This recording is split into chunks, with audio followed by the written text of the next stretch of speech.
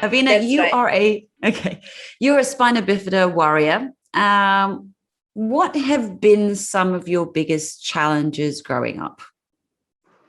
Well, being born into a condition, a spinal cord condition, I think it was a learning lesson for me and my family, as I'm the first and only differently able person in my family. So it was a learning curve for me, my parents, my siblings. So I think as far as that's concerned, there wasn't much of a challenge. But I think as I was growing up at a very young age, I had to understand a very complex condition. So by the time I reached 14, 16 years old, I already understood the basics of what I would go through as a spina bifida. I think that it was definitely challenging because it was beyond my age of understanding, but I needed to. It was necessary so that all of us were, in the same page. So definitely that would be my first challenge. Second would definitely be stepping out into public. There are not Right. many of us out there going out and doing the things we love. And when I do, and when I was younger, going out for dinners and lunches, people would stare. They would wonder why am I on a wheelchair? They would come up, ask my parents questions, and so on. Wow. That was definitely a lot to sort of accept, understand, and work with it without becoming bitter. So it was like having paparazzi wherever I went, basically, without asking. Right. Malaysian style paparazzi. I mean, like, I'm sorry, but Malaysians do not have a filter. No, right. They don't. I just want to ask you, what is it like from the perspective of a young woman dressed up, looking gorgeous, happy at dinner with her family out in the evening, and some person or people come up and head towards the adults on the table, your parents in this example, and start asking them questions about you. Now you're sitting there having a gorgeous dinner. Like, what's going through your head? What's it like? Can you just give us a snapshot of what it feels to be on the invisible receiving end of rudeness? I think it was, I love my parents for this. I think before I hit teenagehood, they would definitely take up the responsibility to answer the questions.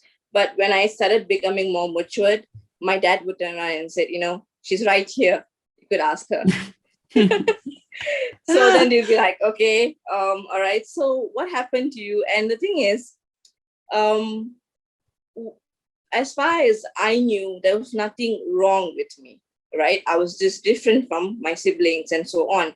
But what I hated the most, and I still am, how you say, healing from it, is that when someone comes up to me, they look at me and go, so why are you in the wheelchair? What's wrong with you? And that was a lot to take in at a young age. Like, I would come back and go, what is wrong with me? Why is me being on a wheelchair or having vitiligo is wrong? And having a supportive foundation in my family, they basically make me understand that is how the public understands, because you don't look like them. Right. So I think it was definitely one of my challenges to sort of, be the bigger person and correct them by saying, well, with all due respect, there is nothing wrong with me. The reason I'm on a wheelchair is this. Yeah. Gosh, I wouldn't be so gracious to say with all due respect. I would probably turn around and go, what's wrong with you? I throw it back at them. It is very tempting.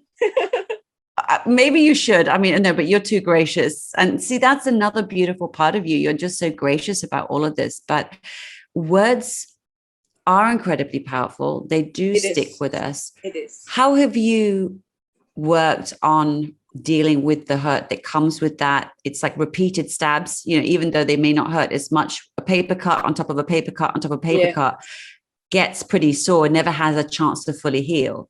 So what's been your process like in terms of sort of loving yourself and just seeing how amazing you are as an individual?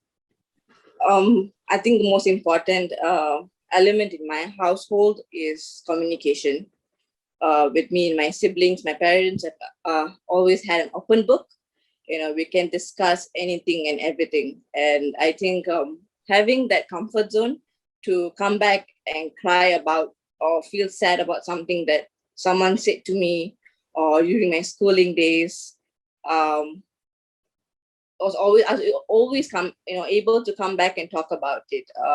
If I don't, they can read my face and they go like, Right. so what happened? And I'm like, I'm pretty straightforward, I'd say. I'm pretty transparent. So I'll get irritated. I'll be like, why does someone need to randomly come up and tell me, take this medicine, take that medicine? There's no boundaries, there's no respect. Like, can Ah, I speak to you about this medication? Can I speak to you about this treatment? It's, immediately coming up. But then, okay, I'll accept it with love. I take it as a blessing as much as I could. But there are days that I just don't want to answer. So I'd be like, I'm born with this, and I'll just keep quiet. And we'd be like, okay. Because, come on, being a teenager, it was, particularly when I was a teenager, it was most difficult. I just want to go yeah. out there and do my own thing. So communication definitely is the reason why I was able to go through what I needed to. Um, Mm. there was no such thing as dismissal in my family. If it hurts me, it hurts me. And my parents would allow me or help me to find a way to walk through it. So yes, communication. Wow, I want to meet your mum and dad. They they sound amazing. are. They are. So let's talk about healing. And I would imagine that your discovery of, Yeah. painting and art was part of that healing journey. Yes. So when did you fall in love with this craft? So art came in when I was around 8, 10 years old. And the reason why art came in was because um, I was not accepted into schools at that point. Schools that did not have accessibilities for the differently Mm. able, did not want to work it out, didn't want to build a ramp or so on. Or For schools that goodness sake. did, yes, Sorry. Makes me it's so okay. angry. Carry on. Yeah, and there were schools that had accessibilities, but did not want to accept me, not wanting to take the responsibility of having a differently able student. So, that left me from just being at home. And that made me become a very frustrated kid because having two older siblings who was going to schools and going to tuition and playing in the playground, they had so much to come back home and tell my parents. But the only thing that was, how you say, happening for me mainly was going for my surgeries and my checkups and this and that and come back home. Didn't really have much happening at that point. So I wanted to do what my siblings were doing and I was craving for that. So, I felt like they were worthy of something because they were studying and they were finishing their exams, but I didn't. Mm. So my mom, being she dedicated her ambition and stayed at home to look after me. She had a lot of time to teach me art, like simple things like drawing blocks and painting on leaves, the simple kid stuff. And Fun. whenever I did it, my dad would come back from work. I'll show it to him. He gets so excited. So I'm like, okay, I did something. I achieved something. I mean, Oh, and it bless. started from there. Basically, it built Mm. up, and I went to classes and learned the fundamental of art. And yeah, it started from there for sure. Did your art help you through? I mean, you said you had multiple surgeries. You must have gone through quite a bit of physical pain on your journey as well as a spina Yes, bifida warrior. Did your artwork help you with your pain? it did. It did. As much as there was physical pain, there was definitely more mental pain. Because like I said, I had to grow up very fast.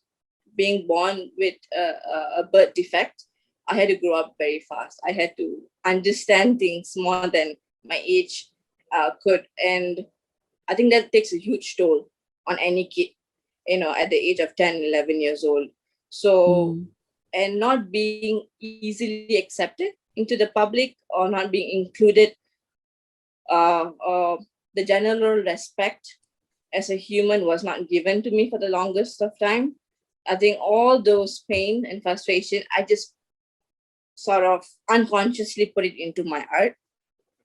And that helped me realize that, okay, I gotta talk to my piece of paper. I gotta talk to my paint, and that became the source of my confidence. So your art was kind of like your friends. How were your friendships in terms of that growing up? Were you able to make many, seeing as you couldn't be in school? Well, after so many years of my parents thriving, and I was very stubborn to wanting to still go to school, eventually gratefully we did find a church-based school that took me in. They taught American syllables, so they just took me in and said, we'll do the best, right? And because of them, I have a basic qualification. It was fun because there was no uniforms. I could do a home study, and I could also study in their center. And the teachers were more accepting. I definitely would say that, because I did have a glimpse of time in government school for about 3 months, but something happened there and I had to leave. So when I came into this school, this church base, they were a lot more accepting. And with my surgeries back and forth, 3-4 months, no school, go back into school, kind of flustered. At the age of, I think, 20, I was able to graduate from school.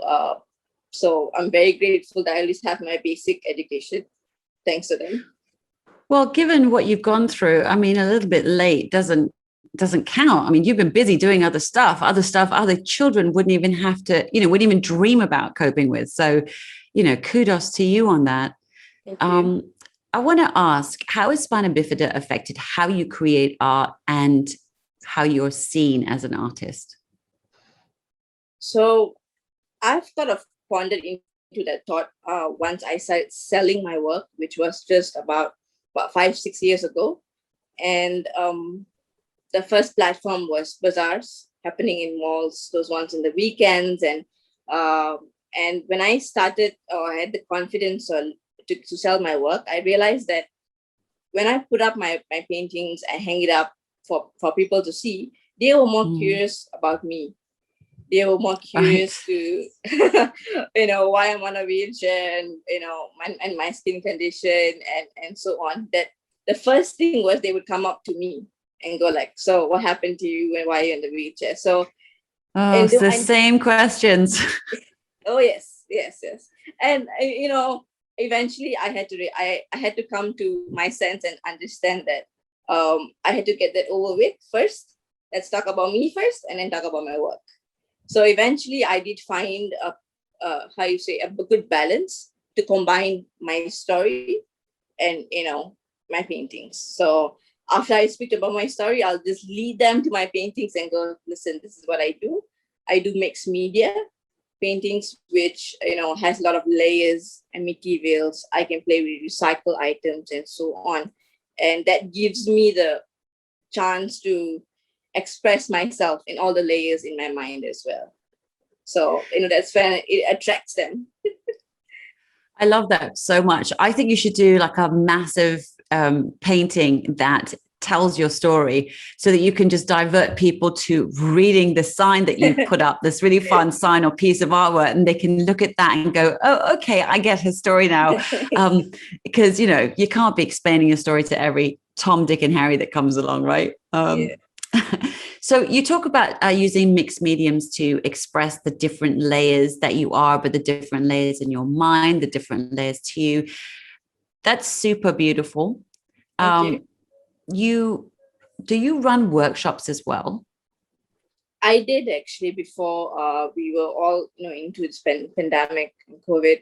I had started doing workshops at home for kids. And usually I'm not a huge fan of teaching. I just love creating and selling. But I realized that I had a work experience renting a shop with my friends to sell our paintings. And in that duration of 9 months, I had met multiple people and kids mostly. And I realized a lot of kids were afraid to come, come to me, approach me because, of what I'm sitting on. And I can't blame them. They're not exposed to that. So one of the reasons I got motivated or inspired to teach is because I get to tell the kids that there's nothing to be afraid of. I'm just different. I get to teach them that there are different kinds of people in this world, and they all do things differently. So I get to teach them art, and I get to sort of get them to be exposed to the different people in the world. I absolutely love that. And I hope that once lockdown lifts, you can go back to teaching workshops online for Hopefully that very too. purpose. Yes. But don't forget to tell the kids not to be jealous that you can go faster than them. Because I think they'd love that, They do. They'll be like, can we sit on your wheelchair, teacher? And I'm like, I'll give you the chance once. Oh, wow. All right. So you commission your work as well. So can you walk us through the process as an artist? How do you do this? I started, or at least I opened up to commissioned work for a year ago. And I realized that, at least for me, when I buy a painting from another artist, I want it to be able to, for me to resemble to it. I want to be able to get up and look at it and feel happy. So when I started commissioning work, I got my client to be very involved, in terms of giving me their budget, mainly giving me their budget so that I work within their comfort zone, and also giving me the colors that makes them happy, that makes them want to get up and look at the painting, and as I'm making it, so if they give me like 2-3 months, I give them a weekly update. I'll take a picture. Okay, this is how much I've done. What do you think? Do you want me to make any changes? They say, yes, I'll do it. I got no issues, because you're paying me to do something that's going to be hanged up in your office or you're at home. So I work with them till the painting's finished. So they feel like they also did something. They were a part of it. Yeah, that's so powerful, rather than just commissioning something. And then, I understand, you got an artist who sometimes they work that way, but your way is to kind of go get involved, because this is about you, right? Yes. I'm just the medium that you're translating your stuff through. I love that so much. Thank you. So the process is sort of, they get in touch with you, tell you what they like, the colors they sort of like, obviously size, where they want to put it. Maybe they have an idea. So how much does a process like this cost as a ballpark? As a ballpark, usually whatever commissions I've gotten so far, it's hits up to 3,000, because it's like we're looking at sometimes 75 by 100 centimeters. We're looking at half a wall sometimes, or so. Yeah, it really depends. If they tell me like, okay, this is my budget, 2,000, and I'll tell them that, okay, if you're giving me this budget, the canvas is going to be this big, or it's going to be this small. This is what I'm going to work with. If their deadline is shorter, it's definitely going to be pricier, because I have to work on it day and night. So because I also have to sort of accept the fact that I have my health issues on a daily basis as well. And I'm very frank with my client about that. So I tell them that, okay, if you want this, you got to give me about at least 2 months. If it's a big piece, I need a few months. If it's a small, I can finish it in a month or a few weeks. So it really depends on that, basically. I love that. Do you have repeat customers coming back to you? I do. I'm very grateful. My first ever client who bought my first ever mixed media painting 6 years ago is still coming back to me for birthday gifts and so on. So cool. Yes. Okay, so Aveena, I don't know if you know this, but when we have a guest on for Free Plug Friday, usually JD and he normally creates it. This time, I've kind of dabbled in this, create a free plug for our guests to use on all of their social media platforms as a kind of way for you to sort of spread the word about what you do. So can you just tell me if you can listen to this sound? Keith, can we just test sound for a minute? Just want to make sure you can hear. Can you just test sound? Can you hear this? I have halitosis and I don't know why. Can you hear Yes. that, Aveena? Yes, I can. Okay. Okay. Can you intro again? So here's our free plug for you. The world can sometimes feel too grey, too washed out. Don't let the blues get you. Let a little colour back into your life. With a piece of artwork on your wall, whether you need bright, joyful splashes to lift you up or calming hues to soothe and relax you. Find the perfect piece for you, the kids, or even commission your own special painting from the artist herself, Aveena Shakti D. You can find Aveena Shakti D on Instagram and Facebook at Aveena Shakti D. That's AVEENASHAKTID. Go on, find your colours. Hands up for your colors. What do you think? I love it. I love it. Phew. It's nice to hear my name said by someone. Oh, you so deserve it. Like I love, from what I've seen of your work, there's so much life in those paintings. It's just so colorful, so much happiness and joy in there. So, I hope you share that on any platform that you want. Just remind everybody how they can find you and get in touch with you if they're interested in either buying a piece you already have to offer or also would love to commission a piece. Sure. So if anyone would like to reach out to me on Instagram, it is Aveena Shakti D. And you can drop me a message if you would like to get a class, a private one-to-one class, a group class, online. Of course, right now, for safety purposes, we do it online. And if you'd like to commission work, just drop me a message with your number, and I'll definitely buzz you really soon. And on Facebook, it's just Shakti D, and you can do the same.